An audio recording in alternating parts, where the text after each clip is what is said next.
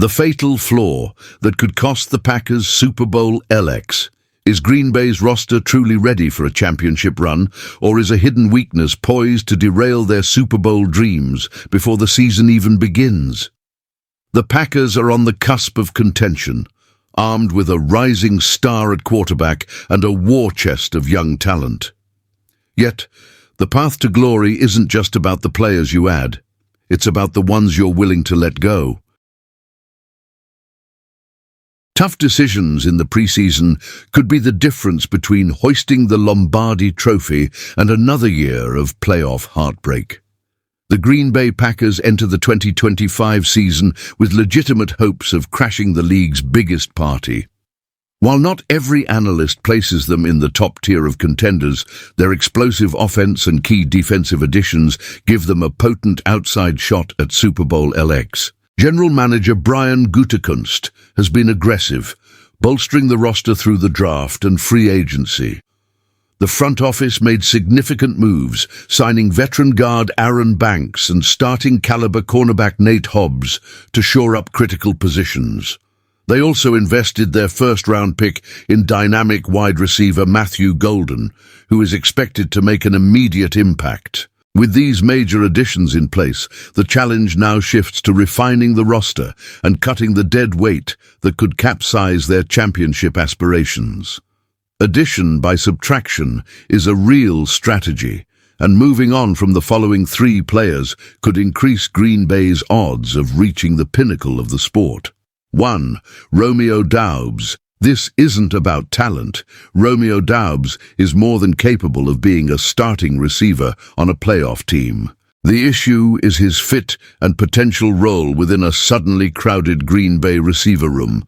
Dabs has previously shown frustration with his usage, leading to a team-imposed one-game suspension in 2024 for conduct detrimental to the team.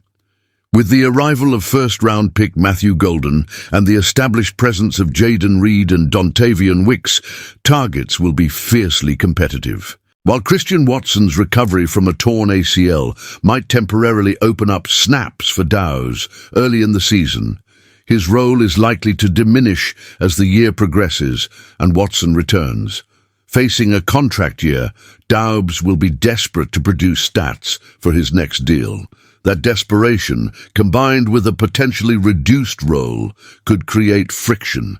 Gutekunst would be wise to explore trade options and ensure Dabs gets his opportunity elsewhere, solidifying a more harmonious and defined receiving core in Green Bay. 2. Micole Hardman. Micole Hardman is a three-time Super Bowl champion who brings veteran experience and return game prowess. However, his projected spot on the wide receiver depth chart is what lands him on this list. With Jaden Reed locked into the primary slot role and Dontavian Wicks emerging as a reliable option, Hardman currently projects as the number 3 slot receiver. While there was a time when Hardman's world-class speed was a game-changing weapon, he is past his athletic prime and may struggle to command a meaningful share of offensive targets. If Hardman is willing to fully embrace a primary role as a return specialist, his spot on the roster is justified. However, if he expects a significant role in Matt LaFleur's offense, it's a role the Packers likely can't provide. Moving on would allow the team to give more developmental snaps to younger players with higher offensive ceilings.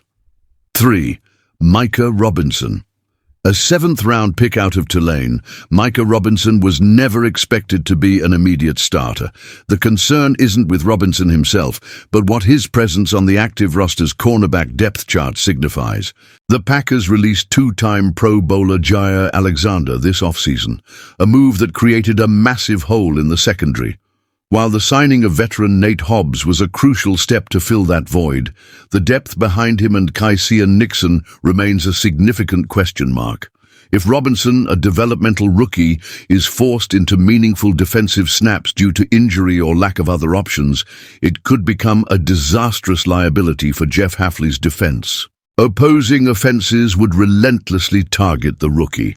Robinson's ideal path is a year on the practice squad to develop his craft. His inclusion on the final 53-man roster would signal that the Packers failed to adequately address their cornerback depth, a weakness that could be ruthlessly exposed in January. What do you think of this list? Are these the right players to move on from, or is there someone else who should be on the chopping block? Drop your thoughts in the comments below. If you want more Packers analysis and roster breakdowns, make sure to like this video and subscribe to the channel so you don't miss a thing as we journey towards Super Bowl LX.